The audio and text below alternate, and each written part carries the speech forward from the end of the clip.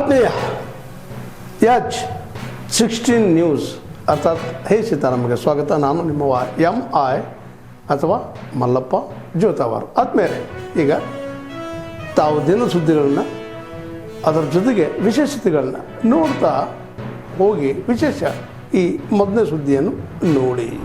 ಆ ಒಂದು ಸನ್ನಿವೇಶ ಸರ್ಕಾರ ಈ ಸಮಾಜ ಮಾಡ್ತಾ ಇದೆ.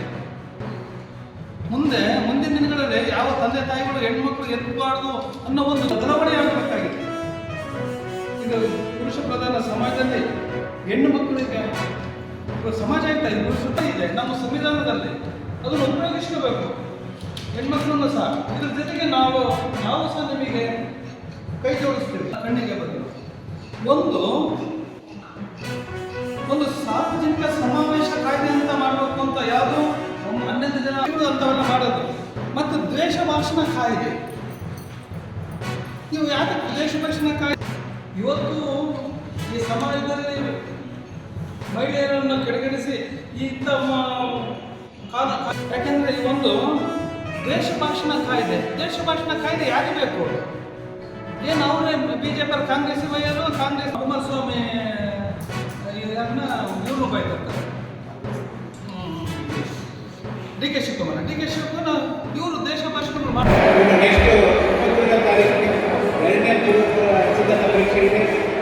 ಜೊತೆಗೆ ಆಮೇಲೆ ಮಾರ್ಚ್ 18ರಿಂದ ಸ್ಟಾರ್ಟ್ ಆಗುತ್ತೆ.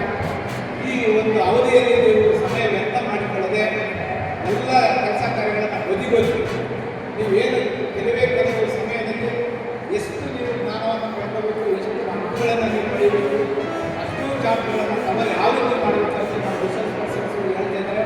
ಮತ್ತು ಎಲ್ಲ ಕಾಲೇಜು ಲೆಕ್ಚರರ್ಸ್ ಬಂದಿದ್ದಾರೆ, ಆಯ್ಕೆಯನ್ನು ಕೊಡ್ತಾರೆ. ಸಮಯವನ್ನು ವ್ಯರ್ಥ ಮಾಡಬೇಡಿ, ಈ ಉಪಯೋಗ ಪಡಿಕೊಂಡು ಉತ್ತಮವಾದಂತಹ ಒಂದು ಫಲಿತಾಂಶವನ್ನು ನೀಡಿ ನಮ್ಮ ಜಿಲ್ಲೆಯ ಏನು SSLC ಪರೀಕ್ಷೆಯ ಫಲಿತಾಂಶವನ್ನು ಉತ್ತಮಗೊಳಿಸಿ ನಮ್ಮಲ್ಲಿ ರಾಜ್ಯಕ್ಕೆ ಹೆಚ್ಚು ಫಲಿತಾಂಶವನ್ನು ಮಾಡಿ ರಾಜ್ಯದೊಳಗಡೆ ನಾವು ಮಾಡಬೇಕಂತ ಎಲ್ಲರೂ ಸಹ ನಮ್ಮ ವಿದ್ಯಾರ್ಥಿಗಳು ಮತ್ತು ಶಿಕ್ಷಕರು, ಮುಖ್ಯ ಶಿಕ್ಷಕರು, ಪೋಷಕರು, ತಂದೆ ತಾಯಿಗಳು ಎಲ್ಲರೂ ಸಹ ಸಹಕರಿಸಿ ಪತ್ರಿಕಾ ಮಾಧ್ಯಮದವರು ಸಹ ಉತ್ತೇಜನ ನೀಡಿ ವಿದ್ಯಾರ್ಥಿಗಳ ಮೀಟರ್ಗೆ ಮತ್ತು ಕರೆಂಟಿಗೆ ಸಂಬಂಧಪಟ್ಟಂತೆ ಮಾತ್ರ ನಾವು ಇವತ್ತು ಚರ್ಚೆ ಮಾಡೋಣ.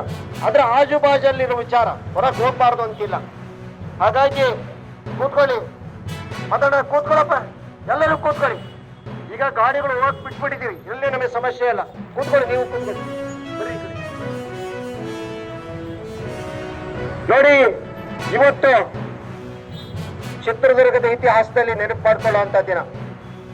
ಯಾಕೆಂದ್ರೆ ಭಿನ್ನವಾಗಿ ಸಣ್ಣ ಮಾದರಿಯಲ್ಲಿ ಅನೇಕ ಚಳುವಳಿಗಳು ಜಿಲ್ಲೆಯಲ್ಲಿ ಆಗಿದ್ದಾವೆ.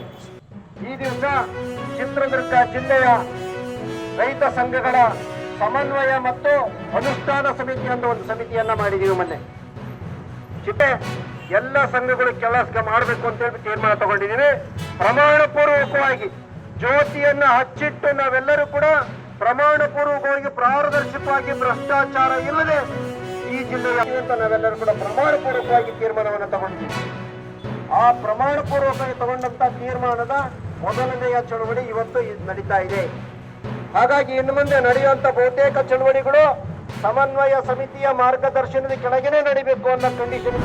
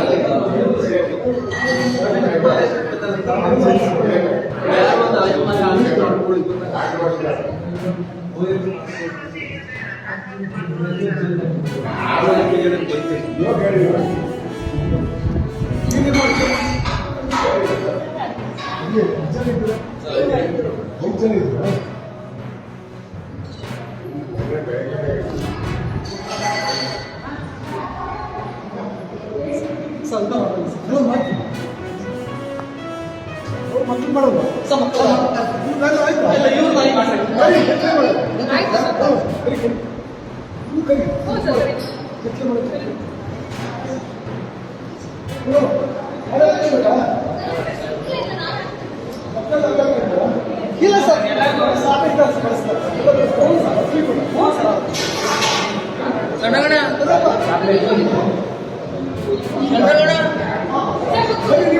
ತಾವೆಲ್ಲ ಇಲ್ಲಿವರೆಗೆ ಸುದ್ದಿಗಳನ್ನು ನೋಡಿದಿರಿ, ಜೊತೆಗೆ ವಿಶೇಷ ಘಟನೆಗಳನ್ನು ಸಹ ನೋಡಿದಿರಿ. ಅದು ನಿಮ್ಗೇನು ಅನ್ನಿಸ್ತು? ನಿಮಗೆ ಲೈಕ್ ಮಾಡಿರಿ, ಶೇರ್ ಮಾಡಿರಿ, ಕಾಮೆಂಟ್ ಮಾಡಿರಿ, ಜೊತೆಗೆ ಸಬ್ಸ್ಕ್ರೈಬ್ ನಿಲ್ಲಿಸ್ಬೇಡ್ರಿ. H16 ನ್ಯೂಸ್ ಅರ್ಥಾತ್ ಸಿದ್ದರಾಮಯ್ಯ ಸತ್ಯದ ಕೈಗನ್ನಡಿ ವಂದನೆಗಳು.